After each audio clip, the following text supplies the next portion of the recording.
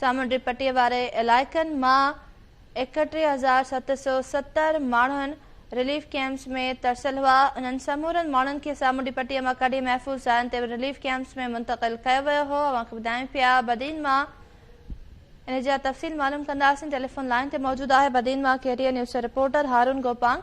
जी हारून गोपांग, कहिड़ा तफ़सील आहिनि?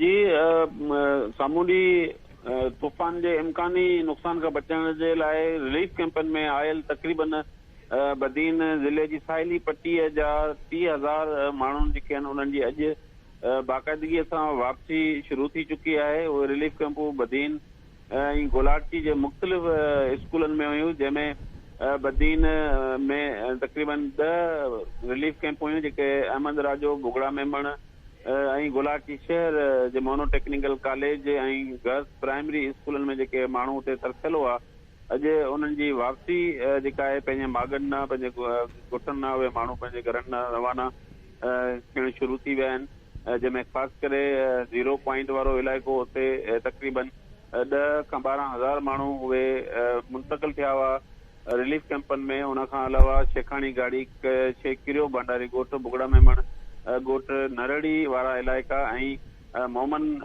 ॻोठ मोमन मला ॻोठ, गाजी आजाम जा जेके माण्हू हुआ रूपामाड़ी वारे इलाइक़े जा माण्हू उन्हनि जी अॼु वापसी थी आहे ऐं ज़िले इंतज़ामिया बदीन पारां उन्हनि खे गाॾियूं कुझु फ़राहम कयूं आहिनि ऐं कुझु माण्हू ख़ुदरू बुनियाद ते पाण पंहिंजी ट्रांसपोर्ट करे उन्हनि पंहिंजनि मागनि तरफ़ वञणु शुरू थिया आहिनि, छाकाणि त अॼु मौसम जेका आहे उहा बहितर आहे। बरसाति जो सिलसिलो राति खां बंदि आहे, जंहिंखां पोइ उहे माण्हू जेके आहिनि उहे पंहिंजे ॻोठनि तरफ़ मुख़्तलिफ़ ट्रांसपोर्ट ते मुख़्तलिफ़ ज़रियनि खां पंहिंजनि इलाइक़नि तरफ़ वञणु शुरू थिया आहिनि, जंहिंजो तमामु वॾो तइदाद आहे। जी ठीकु आहे हारून गोपांग, तफ़सील ॿुधाइण लाइ वॾी महिरबानी अव्हां जी।